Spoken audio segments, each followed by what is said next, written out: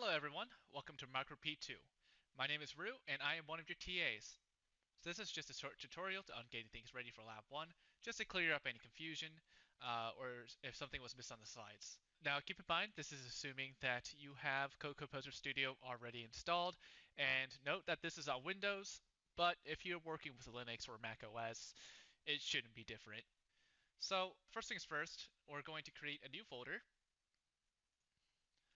and I'm just going to call it microprocessors. And this is basically where you will be storing your lab templates and the SDK. So to find the SDK and the lab templates, you're going to go onto course files, and then under lab template code, you're going to find lab 1 and then the SDK in a zip file.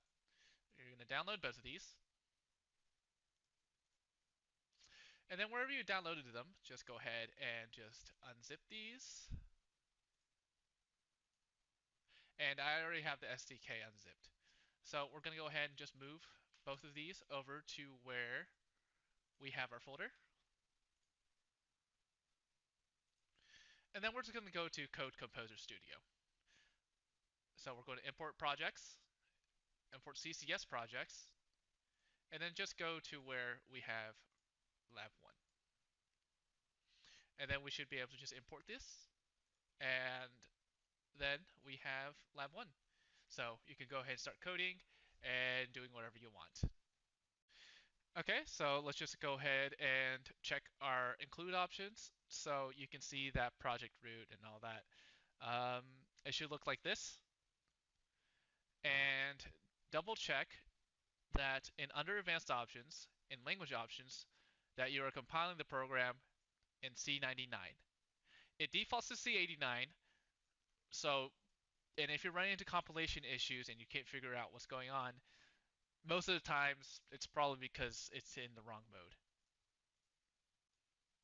Okay, so now that you have two files, you have Lab 1A and Lab 1B. These are representative of the two parts within Lab 1. And so whenever you finish a part, go ahead and exclude from build the other part. And whenever you want to rebuild that, just go ahead and re-include it into the build and then exclude the other part from build.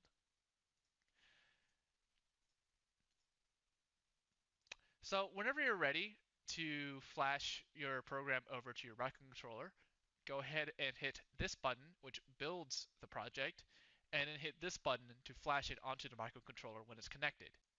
Okay, and that should be it for the setup to Lab 1. So now I'm going to go over some things that will make Lab 1 a lot easier. So going back to the course files again. So going back to the course files again, we're going to go to Datasheets, Microcontroller, and this is going to list everything you need to know about the TIVA. So we have the Launchpad user manual, the data sheet, and then driver lib PDF that documents the software driver libraries. So the Launchpad user manual tells you everything about the Launchpad, and it also provides you some schematics, which you will be referencing in Lab 1 um, for the LEDs. As you can see here, this is where the LEDs are labeled. You will be looking at this to determine which GPIO registers to configure. Okay, so now I'm just going to go over some things in Code Composer Studio to highlight some of the features. So up here you have your includes. It's already all listed out for you. So what you can do is you can control, click, and then it'll bring you to whichever file it is including. So this should be detailed within your lab document, but there are two different ways you can program your microcontroller.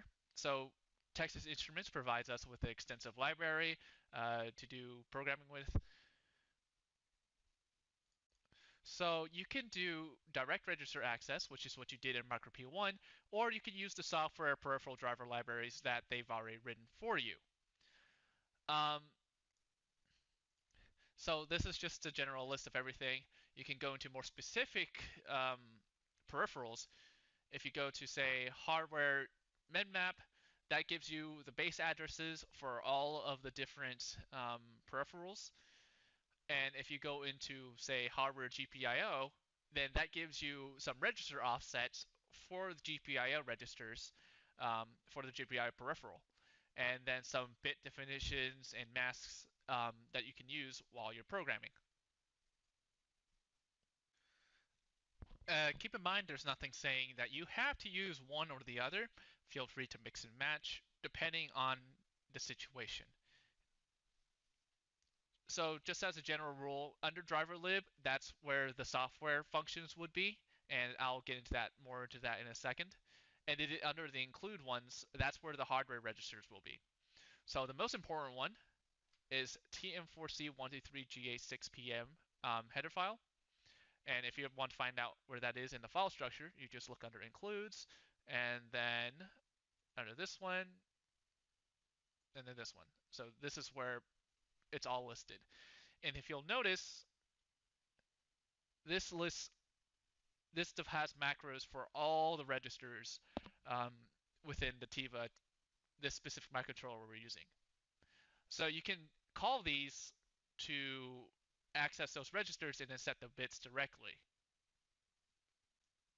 Alternatively, if you're using the software driver libraries under driver lib, then a bunch of that's already pretty much defined for you. So if you look into the header file, you can see that they have a bunch of different also basically settings for you. And then if you scroll down, you can see that they define a bunch of functions for you. Control clicking on these brings you to where the function is defined, and it'll tell you and lists all the options that you can use when using this function. So this gives a good explanation about what the function does and how you can configure them. So for example, if I wanted to enable the clock to port F, which you will be using, you would go to syscontrol, and then under syscontrol, you would go to syscontrol peripheral enable,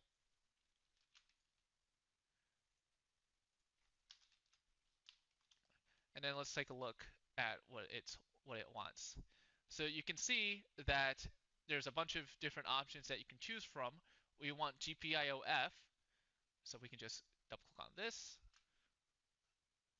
and then pass that in to this function, and that will enable the clock to um, that peripheral, and then you can start using it. Um, as another side note, before you start using any peripheral, you need to enable the clock to it. Otherwise, when you try to run it, you will get a fault, and that basically means that your program just stops running. And so let's just point out some interesting stuff in the data sheet. So this is the microcontroller data sheet, and within it, it gives you information about the processor and all that, the peripherals, how to program it, the hibernation module, RAM, ROM, whatever you want. What we want to know about is, say, what's relevant is the GPIO. So within the GPIO section, there's a bunch of subsections, and you can read through these and see how to use the specific peripheral. What's also nice is that there's also an initialization and configuration section that basically tells you what registers to set to do a certain thing. As an example, so you're not just diving in blind. This is more specific towards if you're using direct register access. If you're going to be using the software library, well, driver lib has the same thing. So here it lists all the different functions for the different modules, peripherals. So going back to GPIO, it gives you a bunch of functions, what the function does, what inputs it takes, and then it also provides a programming example, which also shows you how to configure them. So everything's laid out for you. This should be a pretty stress-free lab as long as you know where to look. Feel free, and I encourage this, to look through the libraries, see how everything is programmed, and don't take these software drivers at face value. I highly encourage that you take a look at their functions just to see what they're doing.